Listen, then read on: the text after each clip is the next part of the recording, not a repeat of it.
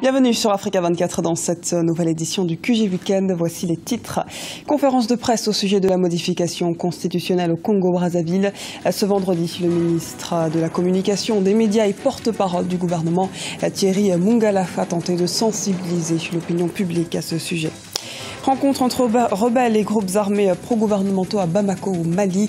À l'issue de 2 jours de dialogue dans la capitale malienne, les 2 parties se sont engagées à respecter le cessez-le-feu.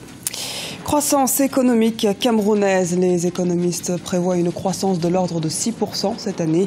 De nombreuses réformes, notamment en matière de bonne gouvernance et d'amélioration du climat des affaires, sont également attendues. Mais avant de développer ces titres au Burkina Faso, les députés de la transition demandent des comptes. Ils attendent notamment la mise en place d'une commission d'enquête sur les événements qui ont suivi le putsch du régiment de sécurité présidentielle. Dans un même temps, ce vendredi, le gouvernement a prononcé la dissolution du RSP par décret à l'issue du premier Conseil des ministres. Modification constitutionnelle en République du Congo. Ce changement du texte fondamental a été annoncé par le président Denis Sassou Nguesso ce 22 septembre. Une annonce qui suscite de nombreuses interrogations. Un reportage de Jacques Amboka, correspondant au Congo-Brazzaville.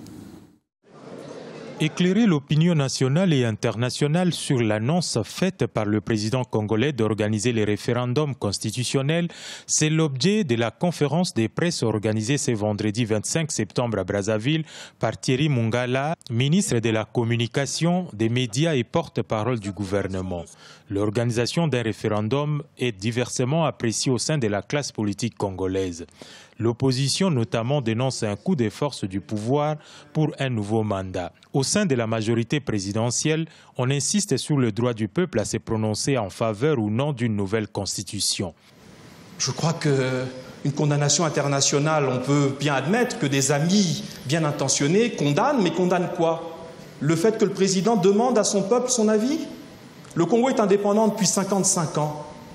Je crois qu'il faut que certains acteurs politiques, certains partis politiques étrangers aient conscience que 55 ans d'indépendance, c'est quelque chose qui est de 2 ou 3 générations et s'habitue à savoir que le peuple congolais est mature. Pour le ministre de la Communication, des médias et porte-parole du gouvernement congolais, modifier la Constitution est un impératif car en 2002, celle-ci a été conçue dans un contexte bien particulier. La Constitution de 2002 dont nous parlons, c'est une Constitution qui historiquement arrive à un moment où l'État est détruit, l'économie nationale est en déshérence, l'administration, la force publique, l'armée, tout cela n'existe plus dans le pays. La décision du président congolais d'organiser les référendums a été prise après le dialogue organisé en 2015 avec de nombreuses composantes de la classe politique. Une frange de l'opposition n'avait pas participé à ces dialogues. Pour l'heure, la date de la tenue du référendum n'a pas encore été définie. Nouvel engagement à respecter le cessez-le-feu au Mali. Une délégation des rebelles de la coordination des mouvements de l'Assawad a achevé une visite de 2 jours dans la capitale malienne ce vendredi. Ils ont promis au président Ibrahim Boubacar Keïta de tout mettre en œuvre pour éviter de nouveaux affrontements. On fait le point avec Ibra Khadindiaï. La coordination des mouvements de l'Azawad a rencontré une délégation des groupes d'autodéfense loyalistes à Bamako. Les groupes armés se sont engagés à respecter l'accord de paix d'Alger à l'issue de cette rencontre de 48 heures qui s'est terminée ce jeudi 24 septembre. Ils se sont par ailleurs engagés à tout mettre en œuvre pour éviter de nouveaux affrontements, répondant ainsi à l'appel du président malien Ibrahim Boubacar Keïta. En réalité, cette rencontre de la CMA, des coordinations des mouvements armés, c'était pour participer à la veille de la fête de l'indépendance, à cette restructuration, à ce léger réaménagement du gouvernement qui était prévu pour le 24, qui a été d'ailleurs fait. Mais le président de la République a quand même rassuré par rapport à l'accord et à la mise en œuvre de l'accord, a laissé que les partenaires travaillent sur le terrain et que chacun s'engage à ce que l'accord qui a été signé le 15 mai et le 20 juin soit une réalité sur le terrain pour que l'application politique suive. Pour les analystes, ce nouvel engagement des rebelles à respecter le cessez-le-feu est certes une bonne nouvelle, mais qui devra être suivi d'actes concrets afin de garantir une paix définitive. Ça reste une promesse des groupes armés qui sont impliqués là-dedans, mais une promesse seule ne suffit pas. Il faut aussi l'application de la feuille de la route avec, sous la haute bienveillance des partis signataires de la communauté internationale qui a apposé. Il faut que les structures de mise en œuvre, d'accompagnement et d'interface se mettent en place dans les villes occupées et que les groupes armés soient cantonnés et désarmés. Qu'il y ait, la loi, elle soit la même de Kidal à Kay, qu'il y ait possibilité à aucun groupe de détenir une arme, si ce n'est l'armée malienne, sur le terrain. Rappelons que la coordination des mouvements de la ZAWAD avait limité sa participation aux travaux du comité de suivi de l'accord d'Alger signé par le mouvement malien et la CMA le 20 juin 2015 à Bamako. 17 objectifs de développement durable adoptés ce vendredi à New York aux États-Unis en prélude de la 70e Assemblée générale ordinaire des Nations Unies qui commencera lundi 28 septembre. Les 193 États membres se sont entendus sur les objectifs pour les années 2015-2030.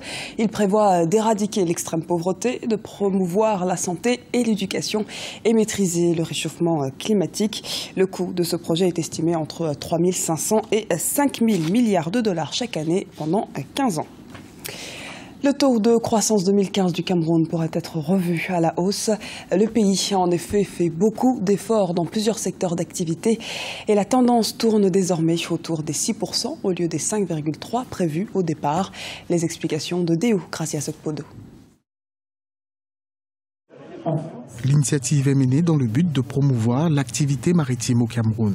Ce vendredi 25 septembre, le Conseil national des chargeurs du Cameroun a organisé une journée économique à Paris sur le secteur du transport maritime camerounais. Une occasion pour les autorités du pays de mettre en avant les potentialités dont dispose le Cameroun dans ce secteur. Le potentiel dont regorge le Cameroun dans le domaine maritime est immense et extrêmement prometteur. Ce potentiel repose d'abord sur la position géographique stratégique du Cameroun au cœur du golfe de Guinée. Le Cameroun est en effet par excellence le carrefour des échanges vers plusieurs pays d'Afrique de l'Ouest et du Centre et les ports camerounais sont en interaction permanente avec de nombreux ports de la sous-région. Le port de Douala se présente actuellement comme étant le port le plus actif sur le plan opérationnel au Cameroun. Mais le paysage maritime portuaire camerounais s'enrichit de nouveaux ports, à travers notamment la construction du complexe industriel-portuaire de Kribi, dont la première phase est achevée à date et dont l'opérationnalisation est imminente. Malgré un contexte économique mondial morose, marqué par la chute des coûts de certaines matières premières, l'activité économique portuaire au Cameroun a plutôt bien résisté à la crise économique mondiale, notamment dans le secteur des transports maritimes, où elle a atteint en 2013 la barre des 10 millions de tonnes. Un exploit rendu possible grâce à la création en 1999 d'un guichet unique au port de Douala. Aujourd'hui, les chiffres parlent d'eux-mêmes. Les délais ont été sensiblement réduits, les procédures sont dématérialisées et ceux qui s'engagent dans les procédures en respectant la réglementation réalisent aujourd'hui des prouesses grâce au guichet unique.